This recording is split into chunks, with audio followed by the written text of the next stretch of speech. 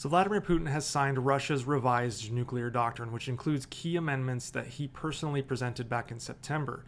The revised doctrine states that any attack on Russia or its allies, meaning Belarus, by a non-nuclear state with the support of a nuclear power will be considered a joint attack on Russia. This expansion could potentially justify nuclear responses to conventional attacks if they are supported by countries with nuclear capabilities, like NATO is doing with support to Ukraine. Now, Putin mentions that nuclear weapons could be used in cases of massive aerial attacks, including strategic and tactical aircraft, cruise missiles, drones, and hypersonic vehicles crossing Russia's borders.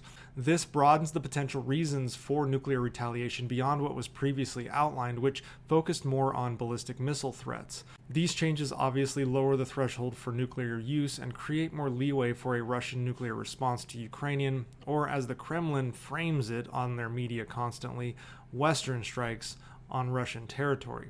But in reality, this is a pitiful attempt by Putin, who is a weak leader, to coerce the West into self-deterrence on Ukraine. This is a classic Russian escalate to de-escalate tactic.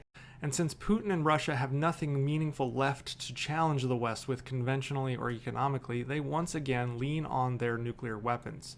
It's absolutely pathetic. Here are some things to consider. Timing is key. According to Kremlin spokesperson Dmitry Peskov, the changes were planned over several months, but were strategically revealed to coincide with President Biden's decision to allow Ukraine to use long-range missiles for strikes deep into Russian territory. This marks a rare moment where the Kremlin, even when asked, has explicitly hinted at the potential use of nuclear weapons in response to such strikes.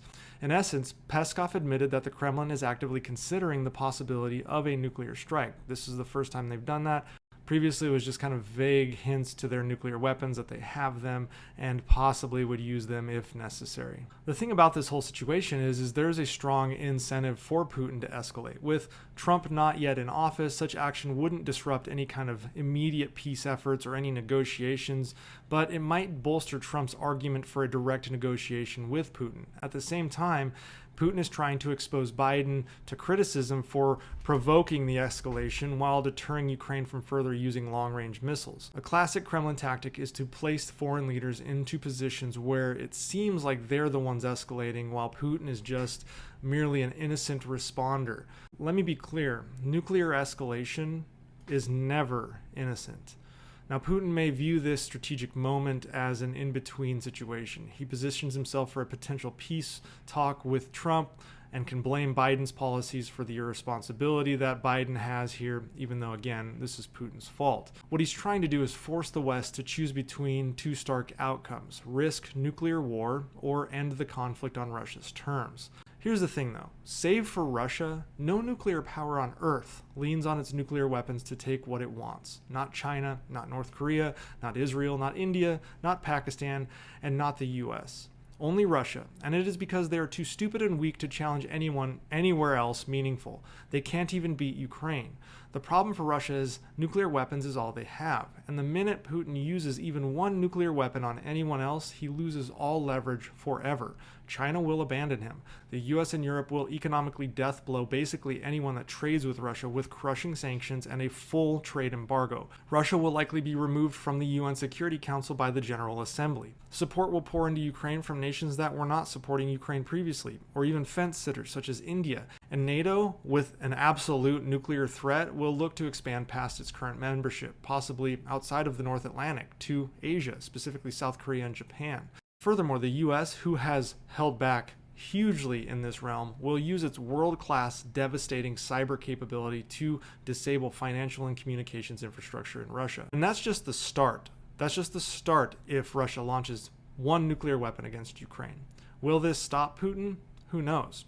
Probably not. He is clearly now in it for the long haul, but he is running out of steps.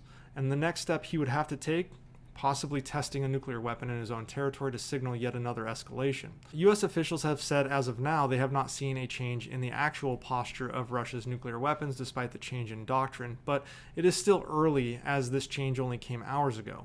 Nonetheless, the US cannot cave to nuclear blackmail. We did not during the Cuban Missile Crisis, and we cannot now. Because if we do, Putin will know that he can use his nuclear weapons to escalate and take whatever he wants.